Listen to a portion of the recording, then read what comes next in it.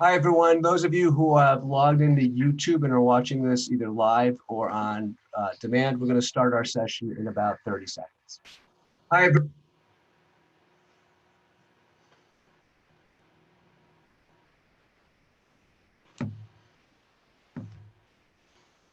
Okay.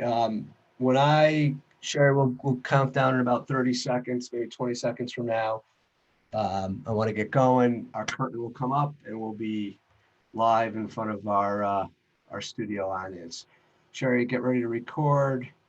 Uh, They do it so that I don't record on my computer though. Why is it? all right, I'll do it. I'll do it. Yeah, you should do Here we that. go. 3, 2, and greetings, everyone. Welcome. This is Eric Glazer, and you have logged in and or dialed in to Bright Spots in Healthcare, our live recording produced by Shared Purpose Connect. Today, we are going back to our traditional roundtable format, and we have put together for you an all-star panel of experts. A quick public service announcement. We are totally jam-packed today. There will be loads of great stories, case studies, and of course, bright spots. It will be a bit of a challenge to get them all in within our 60-minute allotment. We will do our best. A friendly hello to our regulars and a very special welcome to those of you joining us for the first time. If you're new to us, we focus our programming not only on providing you information, but most importantly, unearthing bright spots, successes that are occurring at health plans, healthcare provider organizations, or other healthcare related organizations like community-based organizations all around our country. Our goal is to identify as many bright spots as possible so that you, the listener, can understand those bright spots and determine if it's worth applying them at your organization. We believe that this approach is the most effective strategy to improving healthcare in our lifetime. One other very quick announcement as it relates to our everyone who joins us every week or every month. If you are representing a provider organization, we are launching a new program called an Innovation Showcase. And I want you to hold the dates for both October 21st and November 2nd. They're both Wednesdays. Our sessions will run from 1 to 4. They're very different from what we do here on a regular basis.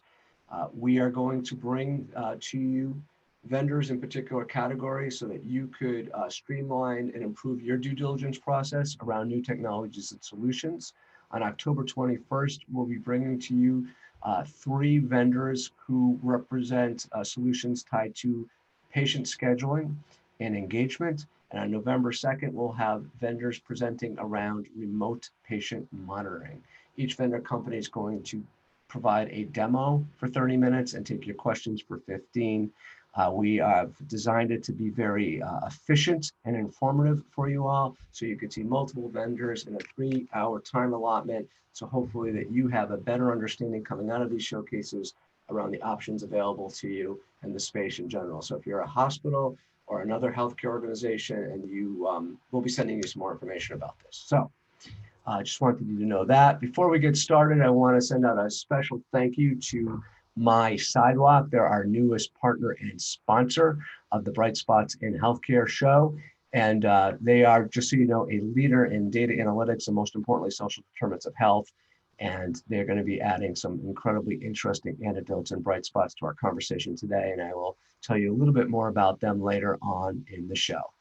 Our topic, how social determinants of health data and community-based organizations are reshaping healthcare.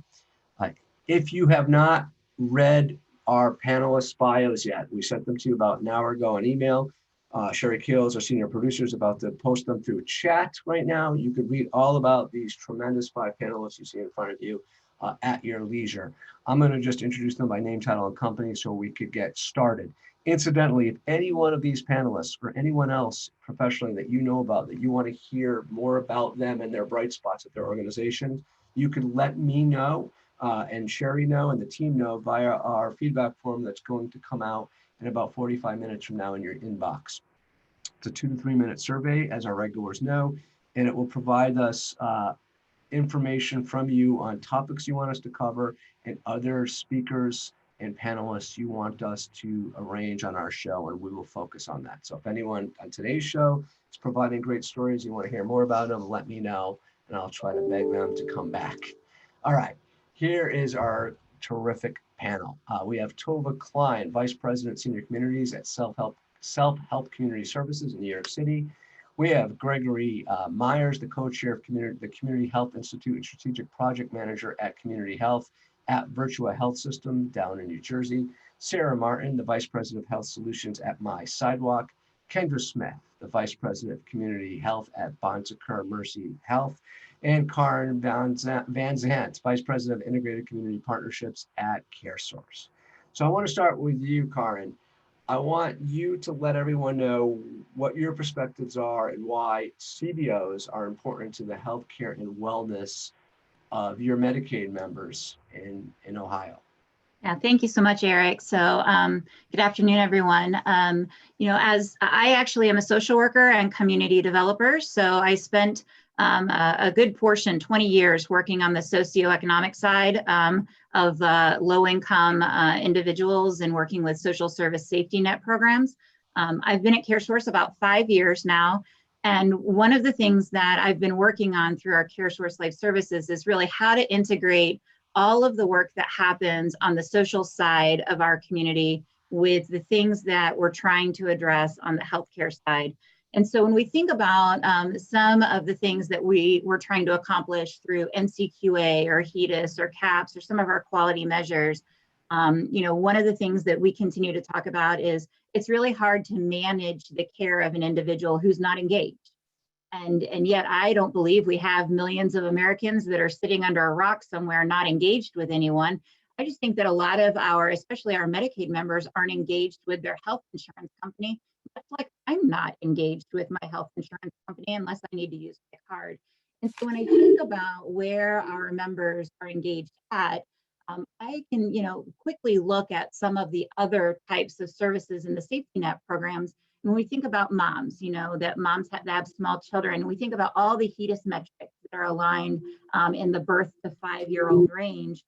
Well, let's think about where moms may be going with their kids that isn't a hospital or a clinic. They're probably going to childcare centers, probably going to Head Start programs. They might be participating in WIC programs.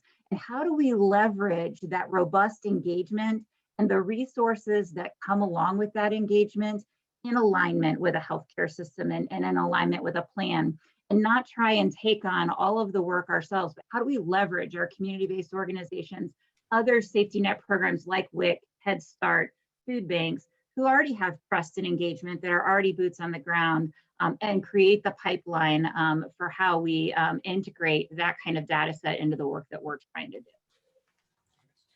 And Tova, you represent the CBO on our roundtable. How are you contributing to the health and wellness of your community members? If you could provide us like an anecdote, for example. Sure. Self-Help has a program which is called Shazam, which I hate personally, but which has gone over well supposedly, which is our services to our independent housing residents. And we conducted, I'm about to share my screen.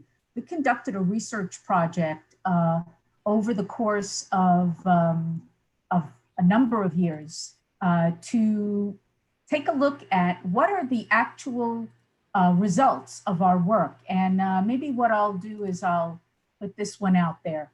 This is Medicaid and Medicare research. If you take a look, self-help residents were less likely to be hospitalized. We compared our residents of our independent housing with all of senior residents who are on Medicaid and Medicare living in the same zip code area. Our residents were 68% less likely to be hospitalized. We're talking Medicare and Medicare data. Self-help residents were 53% less likely to visit the emergency room. We're talking about 76% more likely to use healthcare appropriately. which is to go to their PCPs or even have PCPs as opposed to using the ER. The odds of being hospitalized for a condition, CHF or COPD, bacterial pneumonia, 12% less likely. Those were Medicare numbers. The Medicaid numbers were interesting as well. The average Medicaid payment per person per hospitalization was $1,700 less, $1,700 versus $5,700 for the people not living in our housing. Medicaid payment per self-help resident per ER visit, $49 compared to $99. These results are absolutely, I think, remarkable.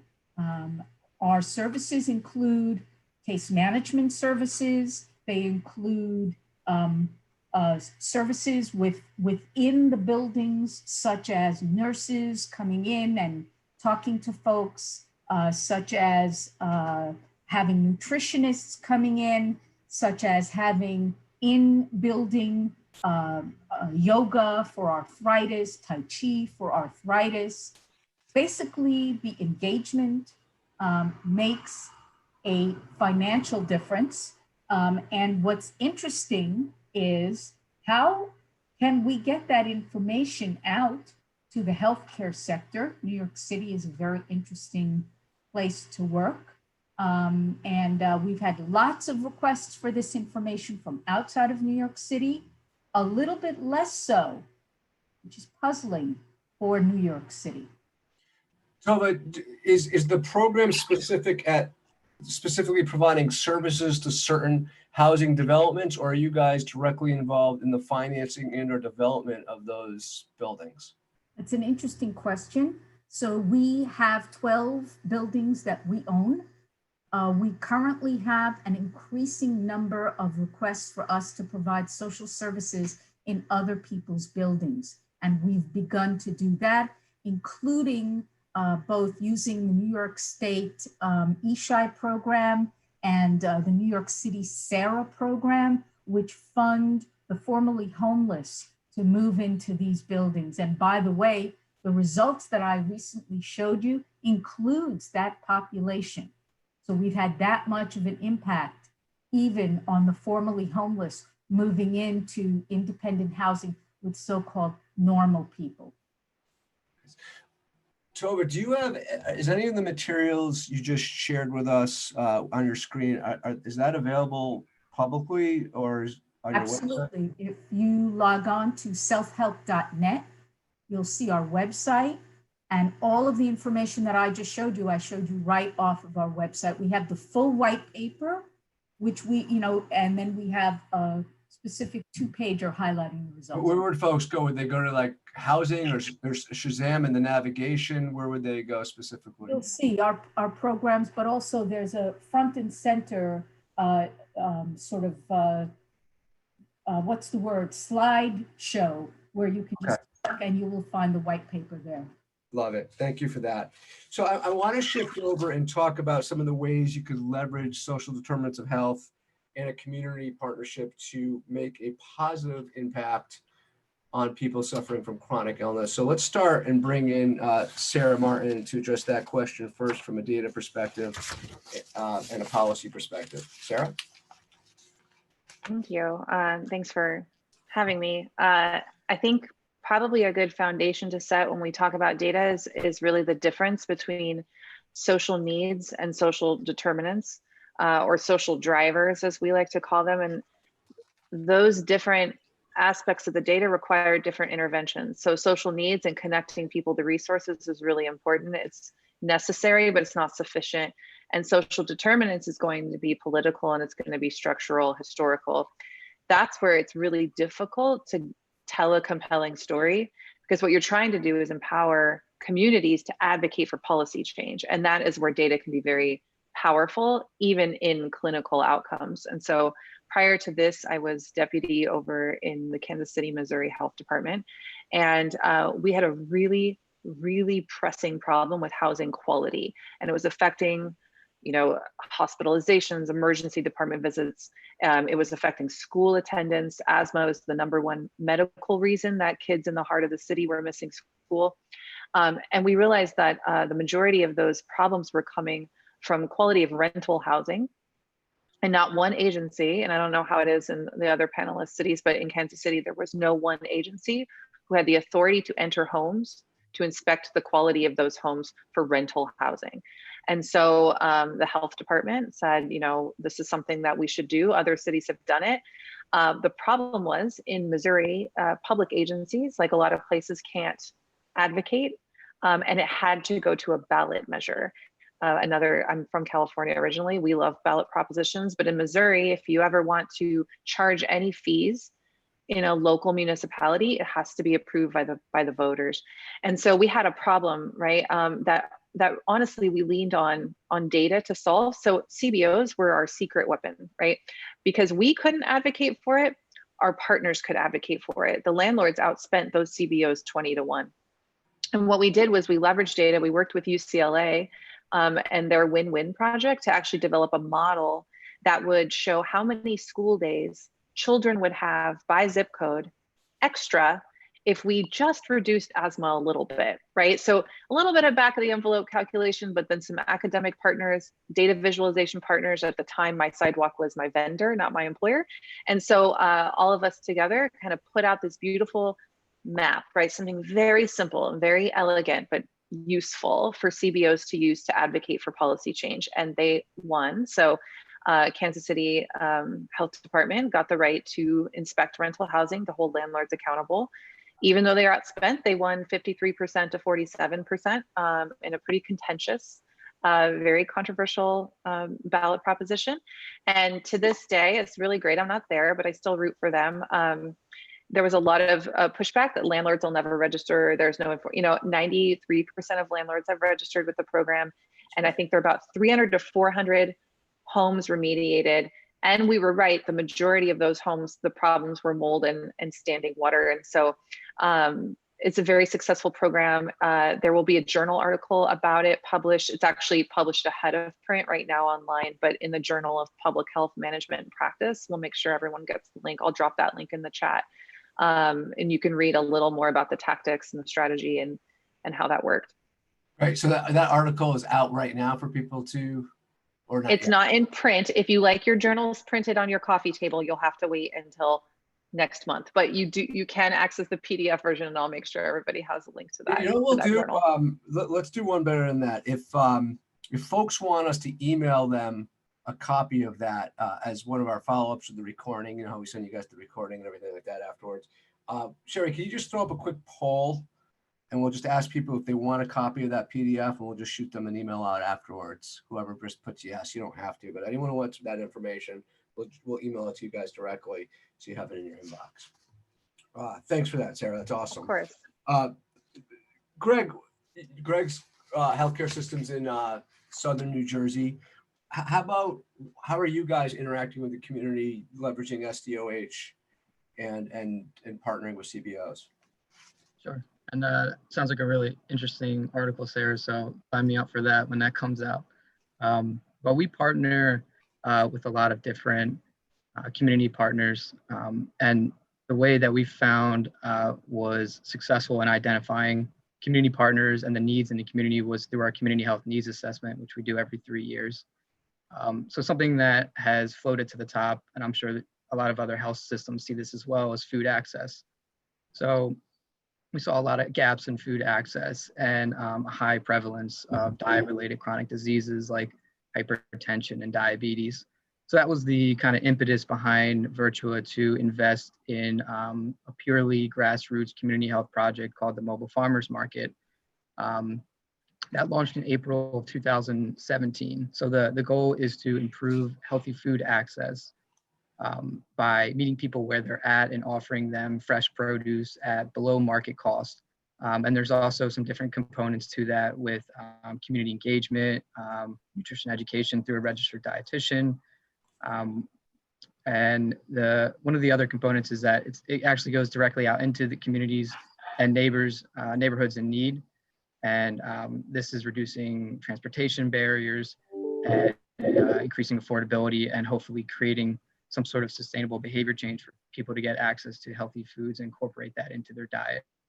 So we partner with local policymakers to get access to these sites, because even if you have the best intentions, you can't just pull a bus up in a parking lot and expect to, sell some produce. You have to go through permitting.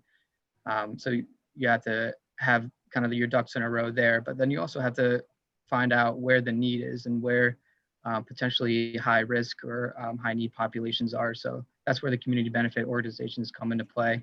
We're at right outside of a transit stop. We're in a shopping plaza in an area that has an older population, and there's no access to healthy foods in that shopping plaza. So that's an example of how we're collaborating with some community stakeholders. So we operate year round, 4 days a week, rain, snow, wind, whatever, we're out there.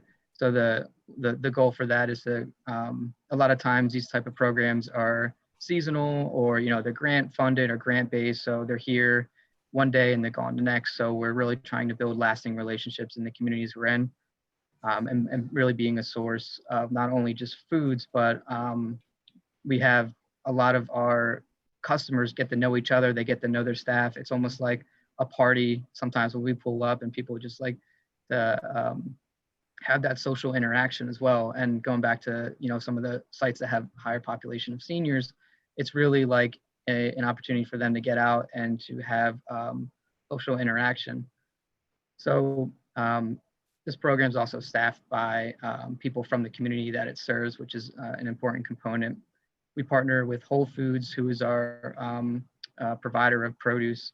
And I think that's important because we have year-round access to all types of different produce that we can't get locally. We have sometimes when programs like food access programs are in the community, the produce or what's available isn't high quality, it's not fresh, it's not culturally competent. So we're able to control those factors. That's not to say that we're not also working with local farmers and growers to incorporate fresh and local produce, but as a health system, it's difficult to work with smaller organizations from an institutional standpoint around purchasing and vendor agreements, but that's something we are working on. So the program, as I said, it kind of operates as a community benefit program for the hospital. So it doesn't make money, it operates at a loss. Some of what we sell as far as revenue can subsidize what we're doing, but as far as the staff and equipment, that doesn't quite cover it. So just touch on some of the impact real quick. We use a lot of internal process measures to gauge some of like the high level points, like how many lives have we served. So far, since April 2017, we've had 37 transactions, and transactions are sales, but it's also how many bags of produce we're donating. Since that same time, we've donated or sold more than 220,000 pounds of fresh produce. So with these programs, I wish I had some of the stats that Tova had, but this is kind of more a grassroots project. So what we do is randomized point in time surveys. So a lot of these are between first time and repeat customers. So we're able to compare results across time and across sites. But the caveat with that is you can't longitudinally track health outcomes for individuals. So it's hard to generalize and say what the impact is, but we can look at trends. So some of those trends that we're seeing pre-post is that self-reported health status has improved. People are reporting more excellent and very good compared to fair and poor health. We're seeing reduction in respondents reporting 0 daily servings of fruits and vegetables, while consumption of 5 or more fruits and vegetables increased 78%. Post-evaluation respondents were 1/3 less likely to report affordability as an obstacle in getting fresh produce in their diet. Over half were less likely to identify distance or transportation as a barrier. So post-evaluation respondents were also 28% more likely to have spoken with our registered dietitian. And that's an important note because our dietitian offers interactive lessons and community engagement strategies to really get the consumer not just to buy, fruits, which people, people know bananas, they know oranges, they know apples. We also have kale, we have broccoli, we have radishes, we have things people don't traditionally use, but we want to encourage people to try new vegetables, try new fruits, and incorporate that into their diet. So that's a way that we found is effective in doing that. Greg, thanks for that. I want to shift over to the challenges. Big healthcare systems, health plans, they're not necessarily built to effectively partner with CBOs, and there's all kinds of reasons we probably all know around that. So I want to bring in Kendra Smith. And Kendra, how at your small little healthcare system over there at Bonds and Cars, how do you guys think about effectively and successfully partnering with CBOs? What would be your playbook?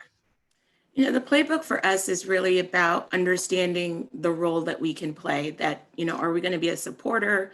There are times when we need to be a leader. How do we really navigate what that looks like? And for us, it's really about understanding the community. I think as healthcare, as we go into communities and want to implement all of these, changes and improvements, whether it's through our CHNA, whether it is through a strategic plan, whatever that is. But I think what we have to realize is that communities have been working towards social determinants, oftentimes under a different name, just AKA their mission, for a really long time. And so if you take a moment to maybe read a community plan that's done by a plan commission or a city council, as an urban planner, that's always my first go-to. Or if it's a community organization that has created a strategic plan or visioning process, you will often see in those documents a plan laid out for everything they want to address. And while they might not know how to engage a health system, you can almost guarantee that you'll see health access, food access, housing issues, financial issues, all of those things that we're talking about in SDOH, those conversations are happening in community. And so how do you really tap in and understand the history of what's happened? I think the other thing that we try to do is show up as a stakeholder. So we might not host a community event, but that doesn't mean someone from the organization shouldn't attend, right? We're trying to build trust and relationships and say, we're not just here to funnel down dollars or resources or take over or do what it is that we'd like to do. We're actually here to support as an anchor institution in a community. We want to be involved at all different types of levels. And so taking the time to have your team really engage in an authentic manner and really listen to what the community is saying. Oftentimes or not, you'll see there's a lot of overlap in goals that want to be accomplished by CBOs as well as healthcare and health institutions. And so just taking time, and it's a long timeline, right? In healthcare, we often talk about things in quarter cycles or annually, but knowing that communities may take 3 to 5 years to put together a community plan, or they've been working on something for 20 years that hasn't quite worked out correctly. And so just being able to gauge and integrate those timelines and those needs together, I think is really the first step in having people see that you're genuinely engaged and interested and not there just to work through your own agenda. Karin, I'm going to bring in you as the representative of health plans. One, would you agree with my my judgment that healthcare organizations, maybe like yours, aren't necessarily built to be to partner with CBO successfully, and Absolutely. And also, what are you guys doing, and how are you rethinking that to make sure you better serve your Medicaid population? Yeah, I want to echo. Yes, I think that we're fairly unfriendly, in fact, to a lot of community-based organizations. And part of that is, I think, we speak different language. We get paid in different ways than what the social service sector does versus how a managed care organization has a contract with the state. And we're held to very different expectations when we have conversations with legal departments or around compliance or regulatory. Those are very different conversations if you're in a social service organization versus inside a health plan. And so part of the work that we're trying to do at CareSource is figure out how we start translating, how mediating, translating the right language so that we have the right set of of terms and definitions that we can all operate off of. And that's led us to very different contracting processes with our community-based organizations versus our healthcare systems. It's led to different ways that we do billing with our community-based organizations. And that takes time. You know, as Kendra was saying, it from a community plan perspective, you know, they could have been working on transportation systems for 20 years and it's still not meeting the needs of all of the residents. It takes time within our own plans or with our own health systems to change the DNA of how we've traditionally done business to allow us to think about the what could be and what the future can be. But what I know of the 5 years that I've been working as kind of that translator or interpreter between the two groups and still learning how the healthcare system operates, because again, I had 20 years of working in the social service system. I think there's a lot that can be accomplished together. I also know that from working on the socioeconomic side of the community, there were a lot of times where we invited our hospitals, we invited our managed care organizations to the table and they didn't show up. And you can only invite somebody so many times before you just kind of check them off the list that they're not interested. And so part of it is also humbling ourselves within the healthcare sector to realize that we don't need to have control over everything, that we do need to show up, and we need to show up as a partner and not as an owner, so that we can leverage the existing work that's already taking place and honor the place that our community-based organizations have been sitting in for the last 60 to 100 years. I like to say, kind of jokingly or tongue-in-cheek in my organization, it's really great that healthcare has shown up with this term social determinants of health, but we've been calling that poverty for a really long time. And so, you know, it's really nice that we have this new awareness of how we can all work together around the disparity and equity issues that have been a part of our communities for decades and centuries. Let's get into some more examples and bright spot sharing about how your organizations are leveraging SDOH and their partnerships to provide better engagement and better support of population segments. I'm going to start with Sarah, if you could provide us a story. Sure. I see a couple of folks in the participant list from Blue Shield of California, who is a partner of mine. And I think that when I think about, you know, welcome to the party, the social determinants party, so good. You sound just like me. You know, I'm from public health and we don't even use that term anymore. Like, so, you know, but it's good. Like, I'm trying to, you know, be positive about it. And I think Blue Shield of California is an example of a partner who is just completely disrupting the system when it comes to access to information. So, you know, if we think about social determinants, and I think it's not just about poverty, but it's about someone having something and someone not having, or someone having a lot and another person not having any, that those kind of place-based inequities are really important to lift up. They're often lifted up in community health needs assessments. So Greg mentioned, you know, a community health needs assessment, which is all well and good if your hospital or health department does one, which not everybody does. So that means if I look at a state like California, some people have zero access to any information they can use to advocate for change, because you can't change what you can't measure. So, you know, that they have no baseline. And that's not fair. Like, it's very clear to me that's unacceptable. And it's undemocratic, right, to keep away information from people who could use it for good. And so instead of making one community health needs assessment for the entire state or particular geographies, Blue Shield is invested in automation, you know, as a partner with My Sidewalk, and has developed this. It's going to be absolutely amazing. Like, the only thing in the country like this, where anyone in California will be able to type in their address. Me typing, it's my typing pantomime. We'll type in their address and we'll get a personalized health equity assessment, kind of rooted in those health equity principles, delivered to them, right? And web-based and ready to go and ready to use. Show up at your state senator's office, right? And you're ready and you're armed with that information. And that the goal is really, honestly, to drive meaningful structural change, because it's unfair too to put it on the healthcare system or one public health system to say, it's your job to do social determinants. that's not the case, right? That's the voters and it's the elected officials and it's all of us together. It is their responsibility, their corporate responsibility, to give information when they can, to support the dissemination of information, but they can do it with their point of view, right? So I'm very, very excited. So that should, knock on wood, and I see Gil, he's like the project manager on the Blue Shield side. It will launch in August. And that's really important. And there's a couple like really important key characteristics that most people wouldn't think about when they're thinking about how you communicate with the outside world when we're talking about social determinants. One, we probably have to stop saying that phrase, right? It loses steam after a while. The geography has to be super relevant. So when you're presenting data to people on social factors, if you present it by census tract, I don't know my census tract and I work for a geospatial software company. So if you don't have your census tract memorized, you don't see yourself in that data. The data has to be humanized, right? So if that means its zip code is more effective, it means city council districts more effective, you have to present the data in a way that tells a story. Second, simplicity is everything, right?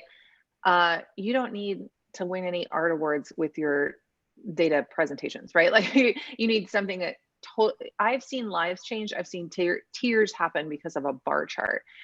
It really is the story that underlies it. So don't overthink it, right?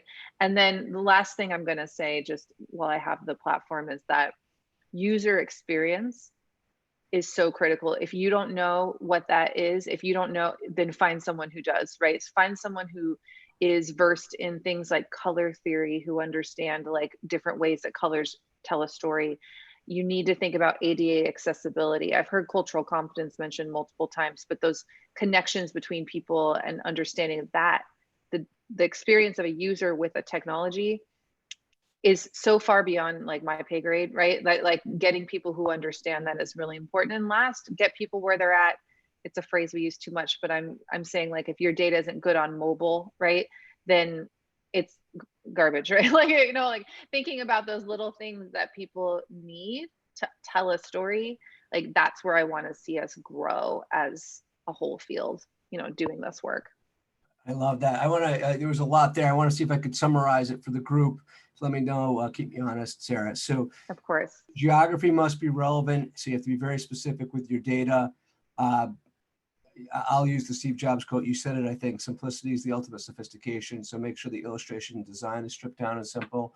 And then you talked about, as you think about experience, mobile friendly, color is critical, and you need to do research around the colors that are going to resonate, and then prepare the data for the people who you are planning to consume it. Mm-hmm, mm-hmm. And I would say just ADA, the one thing I think ADA compliance and reading level are absolutely critical as well. And these may feel like little in the weeds, tiny things, but we can talk about the big structural issues. We probably all believe in the same thing, have the same principles, but we often forget those tiny tweaks can alienate people from the information that they need. And then we're right back where we started. And so I would be like remiss if I didn't just shout out those little things. So thanks for letting me do that, Eric. Love it. So Kendra, I'm going to go to you next, but actually I think this is a good point. I just want to, I always do this. Our regulars know, so we're able to fund all the programming we do by finding and selecting key partners who we know will add to the conversation, add to the value of the programming you see, and also financially support bright spots in healthcare. And as I mentioned at the beginning of today's show, My Sidewalk is one of those organizations. I just want to pause for a second and give everyone just a quick rundown on what they do. I know you could probably guess from Sarah's answers what they do, but they are a technology company dedicated to empowering change makers. So many of you on the call today, they've got a web-based publishing platform that allows healthcare and public health leaders to integrate effective storytelling with the largest collection of social determinants data in the country. So you could already hear how that's being applied in the project in California.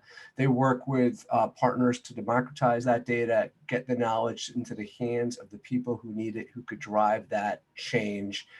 It's just such a critical part of us getting Americans healthier and supporting them and creating more health equity in this country. And if you want more information on them, it's mysidewalk.com, or you could email them at hello@mysidewalk.com. So I just wanted to give them that quick plug. Kendra, let's move over to you.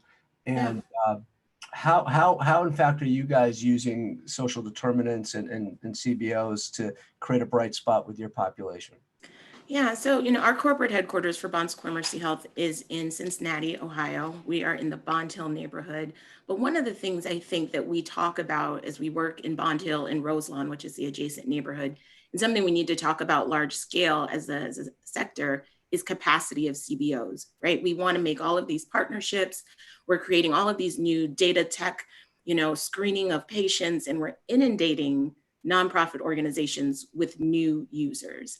And so one of the things that's really important for us as we form these partnerships is how do we think about sustainability and capacity of our CBO partners. So in Bond Hill, Roselawn, we're working on housing stability with the community there. A lot of health systems now are really having this conversation around health and housing. And a lot of that is on creating new housing.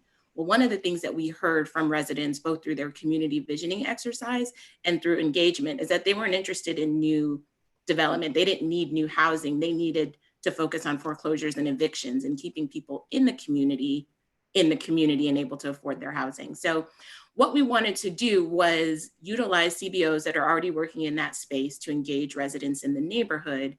But the added component was that we've also brought in a community engagement consultant, one, to help our team refine our skills and how to authentically engage community, but two, have a conversation between the eviction and foreclosure CBOs and the local community council on how to cross-train each other for capacity building around housing issues. And we'll continue to move on to other topics as we grow. But I think if we're just funneling funds to organizations to say, help our people, help our patients, help whoever it is we may come across, without giving them the ability to continue this work long after a funding model of a healthcare or a hospital system has changed, long after, to Sarah's point, people get tired of talking about social determinants, we still want to be able to create these opportunities in neighborhoods and communities for folks to be able to find resources locally and organizations to be able to support that work. And so for us, those two parallel tracks of not just offering resources and intervention,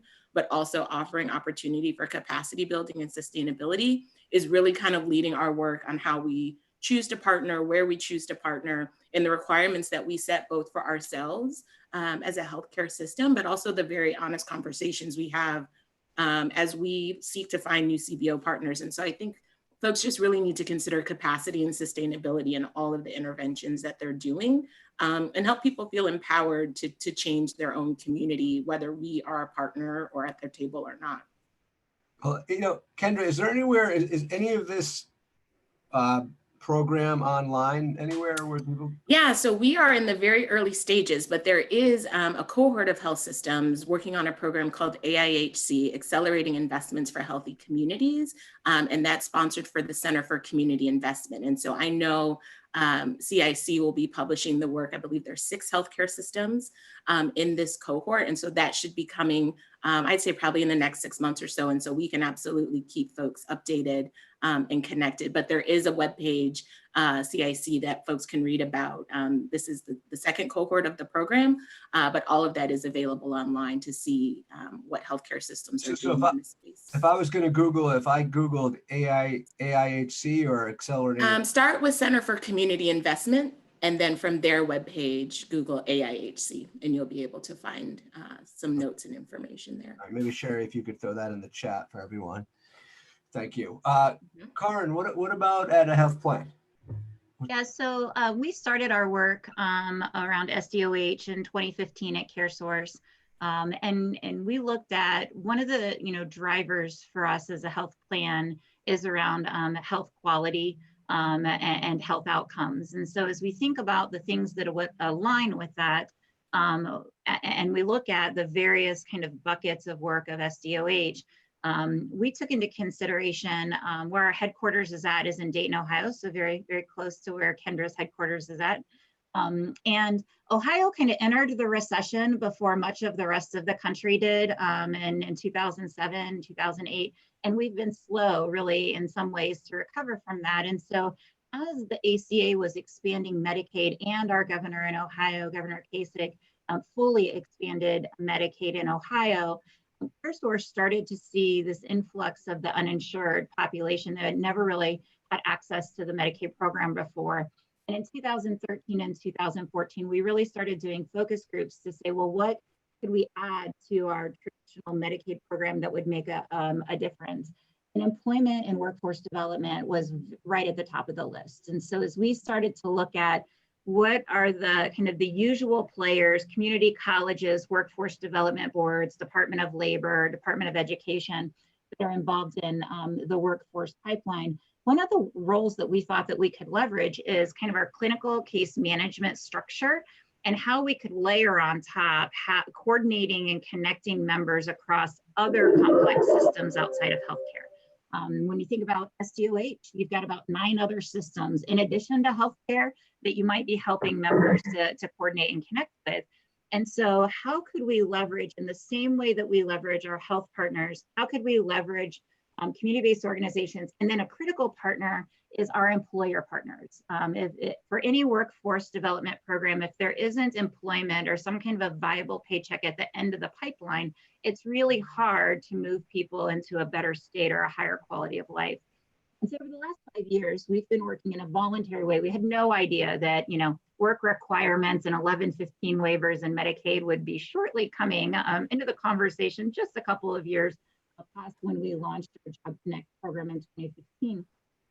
But what we started in an 8-county area in a pilot was, would members voluntarily raise their hand or sign up to work with a life coach, not only for clinical and behavioral health types of needs, but for things like housing and food and adult education and employment services.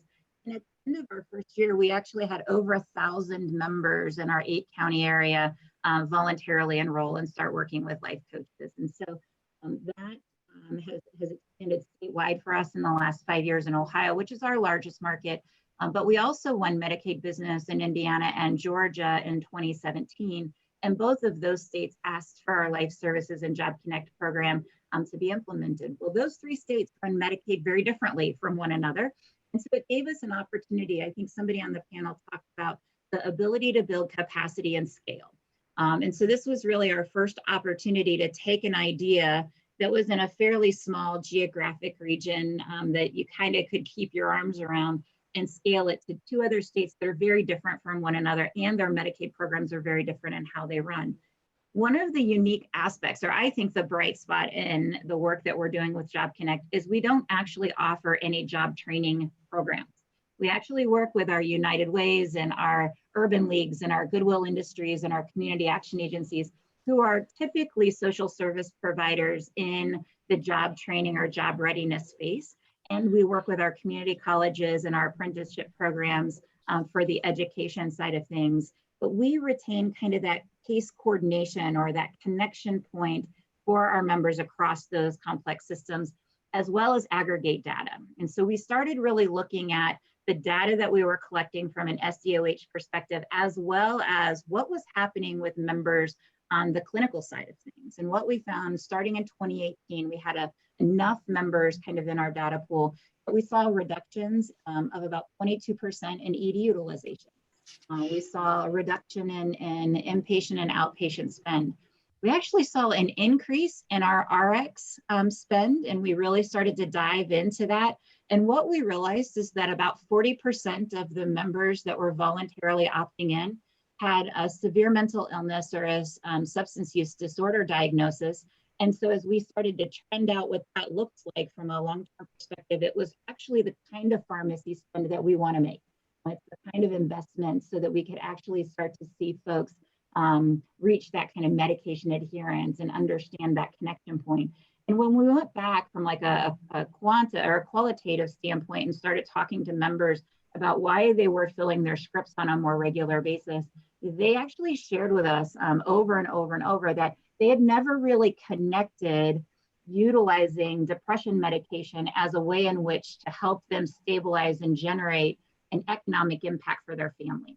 They just saw it as something a doctor was telling them that they need to do. And there wasn't kind of this so what behind it for them. And working with a life coach helped them connect to that. The other thing that we saw is employment, long-term employment and retention of employment is much like high quality health outcomes, right? You have to have a lot of support structures in place in order to get to a job, as well as to keep a job. And our retention rates are in the high 70% at 90 days, which is phenomenal for any population. But for the Medicaid population that we're working with, that's really phenomenal. And that's when we really started to better understand all of the holes that are in the housing pipelines, all the holes that are in transportation support pipe, the actual crisis that many of us are just recognizing that's there, that we've kind of always known about around childcare. There's literally not enough slots in quality childcare centers to take on the number of children who would need slots if all of the parents went to work. And so how do we really start to address some of these support structures that can lead to higher health outcomes that might also then lead to a more employed population in our communities? So I think I got this. If I Google Care Source and Job Connect, I'm on a page right now. I'm looking at my other screen that has all kinds of information on this. So if folks in the audience want to learn more about it, that would be the best way of finding it. Yeah, and then we hired a third-party evaluator last year to actually look at the economic impact. And what we found from that, we kind of knew that it was a pretty strong program, but what we found is that at a state level, so if we were looking at a governor's level across the cabinets, that the safety net programs that our members were utilizing, we actually had about a 26-to-1 return on investment by going and doing this comprehensive case management. And so for every dollar that we were putting into the program, we could return back to 5 principal programs about $26 of savings at a state budget level. That's really cool. All right, folks, your feedback form where you could suggest different panelists, speakers. If you want me to try to get Karin back on the show, this is your chance. It's in your inbox right now. Please take the time to complete it.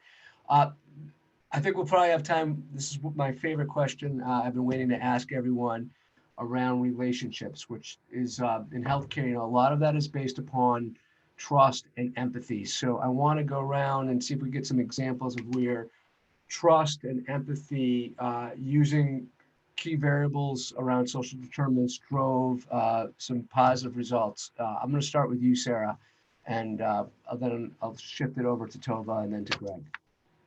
Yeah, I'm like really excited to hear what everyone else says. So I don't want to take too much time except to say this is like the $1 million question for me right now. I feel like community level data and power and policy, that's my wheelhouse, like that's my tradition. But when I think about one-to-one interactions and how can we potentially use quick snapshots of people in place to infuse empathy into relationships, to build trust, build credibility, that's true cultural competence. And I've heard cultural competence called avoidable ignorance or something, like, you know, that this is about connecting with people through understanding where they come from. And so we're trying to tackle that. I know our clients are trying to tackle that. We're trying to tackle it together. A lot of folks will say, well, we have community health workers. So like we have peer navigators and they're the ones who connect with people. But just because you have a peer navigator who comes from the same general area of town doesn't mean they come from the same block or the same neighborhood or whatever. And so we're seeing early returns showing that community health workers can use just data snapshots, something really quick to start a conversation to connect with people, because we can't tokenize peer navigators or health workers or social workers and just assume that there will be that connection. We have to like be a glue for that connection. So I'm excited to see what you all have to say, what everyone out there has to say, because that is like, that's what keeps us up at night, right? Is getting into the actual relationship building with data, and we'll see where that goes. But it's exciting times. We're just trying to get ahead of it, you know? I agree. You know, in the interest of time, because I had a couple of follow-ups for you, but this is my thought. I would love, would you be open to like having a fireside chat, maybe next It's week. hot though. Do I have to put a fire on? No, I have a fireplace. It doesn't work. Like no I can fire, just but move my maybe computer over just here. maybe this is. I'm just going to kind of improvise here. Maybe we get together. Those of you who are on the call today want to kind of extend this conversation and maybe have a two-way call. What if we did like Tuesday of next week at, let's say, 2 o'clock East Coast time? Is that good for you? Yes. So I'm going to invite. I'm going to invite anyone on the call. If you want, Sherry, maybe put up a poll. Anyone that clicks on yes, we'll invite you to a link. You'll have to like be at least on audio, hopefully on video, and we could just shoot the breeze. You could ask Sarah more questions about this. So we'll put that poll up. And It feels like a little bit of a popularity contest thing where you're like, oh, put up a poll to see who wants to hang out with you. It's very making me feel very vulnerable right now, Eric. It's just a very interesting topic. I think we should try to extend it. I know we're running out of time here. Tova, how are you guys? You serve an older population. How are you using technology to engage and drive behavioral change with the communities that you serve? So we found that there were a growing number of instances where people who used to be able to come to our senior centers stopped being able to come. They got sick, more frail, and we tried to figure out how to engage them. That's the short story. The slightly longer story is we created a virtual senior center where— A virtual senior center. A virtual senior center. It's a very robust program. It's 24/7, 7 days a week, including a session from 11 o'clock at night to 7 o'clock in the morning for insomniacs. It's a drop-in. Are you able to share it on your screen like you did earlier? Sure. The offerings are quite robust. And it's actually been, I think, one of the sweetest things that we've done. This is what's happening right now. Actually, it might be more interesting for you to look at the calendar. So today is Thursday, which is shocking. This was our middle of the night drop-in for people who couldn't sleep. Yoga. We have classes in Mandarin, English, Russian, and Spanish. Mozart's Magic Flute with Jim. Jim actually used to be an opera singer. So can I ask you, so if I'm an insomniac, so if I was a senior and I was part of this senior center, I click on that insomnia thing up there, what happens? Tell everyone what happens and what's the results here. Well, you see how we're talking? That's what you would see. It's a Zoom-based product. You would see everybody who's on there. I love it. You'd say, oh my God, I can't sleep again. I actually facilitated a class here 2 years ago for New Year's Eve. People who were sitting home alone for New Year's Eve. I figured, okay, let me get a sad bunch of older people who are lonely. Well, I got on here and people were drunk with hats and rowdy and raunchy, and they knew themselves and knew each other. And I didn't need to participate at all. I just shut up and backed off. If you take a look here, we have evidence-based programming, we have karaoke, we have computer training, which is a very popular class. We have an open chat every evening in the different languages for people to have dinner with each other or coffee with each other. You can see that. Are there any results as the folks who participate in the senior center are in the ED less, or are you mitigating social, like an isolation? I could see that. How is it impacted? Right now, there was a question in the Q&A earlier about how do you measure things? So right now, all of our measures have been self-reported. How do you feel? How do you feel as opposed to when you first started? The self-reported is through the roof for the participants. We have over 400 members of the senior center right now, attending all of these classes. As you can see, we go well into the evening in a number of different situations, and we're on the weekends as well. We're now looking to actually use serious measures outside objective measures. we've also been getting, for the very first time, we've been getting bites from healthcare providers, MLTCs, who are interested in getting their members onto the virtual senior center because of what we know. And Sarah, I have to apologize for using the word social determinants of health again, but the effect of It's okay, you're allowed. social isolation on this population. I mean, we all know what happens when you have that level of social isolation. And with the pandemic in New York City, I can tell you right now, it's just ridiculous. We've got members across the country, and we also do classes internationally. And we've got facilitators who are in different countries and on different continents. I love it. I know you got to go at 2 minutes, so I'm going to say thank you, and you could take off to your next meeting. That was awesome. I want to end things, Greg. I want you to come on in and close us out. I know you have a peer support program that is driving meaningful behavioral change with your population base. Can you tell us a little bit about that and take us to the finish line here?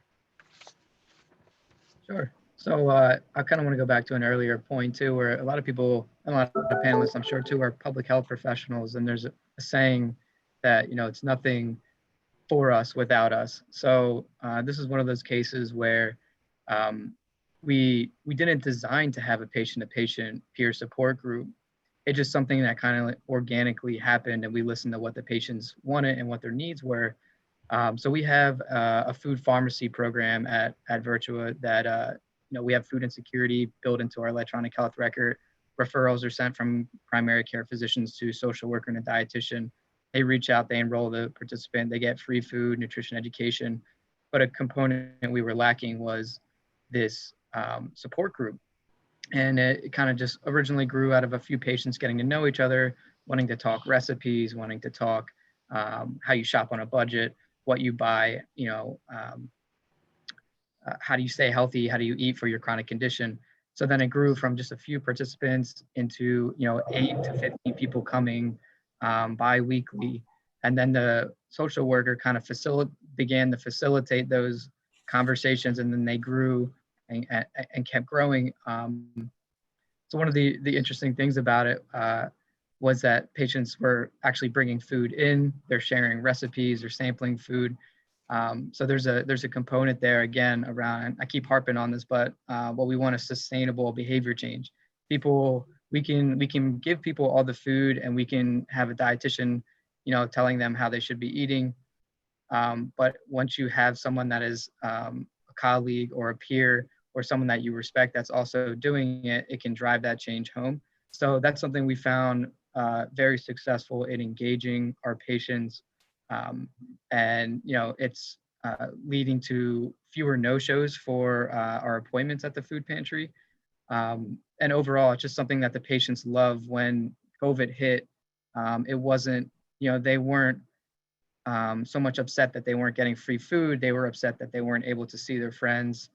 They weren't able to come into the peer support group. So we took that model, we incorporated it across both of our food pharmacies, and we're actually using it now to also teach nutrition education and lessons. So instead of having a peer support group twice a month, it's once a month, but then there's these different opportunities for the patients, and they're kind of guiding that discussion of what they want, whether it's chair yoga or whether it's shopping with the doc, or what foods to prepare at home and how you do it. So they're kind of guiding those conversations. So we found that it's been useful to engage the patient and then incorporate that into the program systematically. I love that. That's a great way to, and actually I'm going to probably do a whole show on peer support to drive better wellness outcomes. That's great. So I want to, guys, thanks so much. I know we're a couple minutes over, and I never like going over because I know it's an hour of your time is so valuable. I want to send a special thanks to this wonderful roundtable of experts. You guys were awesome, as I expected. Sorry we didn't get to all the questions. Sorry we didn't get to a lot of the Q&A. Maybe some of you, we get to see you on Tuesday at the impromptu fireside with Sarah and anyone else who wants to join. But thank you to our panelists. Thank you, Sherry Keels, our producer, and the team behind the scenes that make all this happen, and all of you that took the time to join us. Please take that feedback form. We want to continue to earn your time every month on the show, and this will mark the end of it. Have the great rest of your week. Thank you all. You are awesome. Thank you so much. Have a good one, everyone. Take care.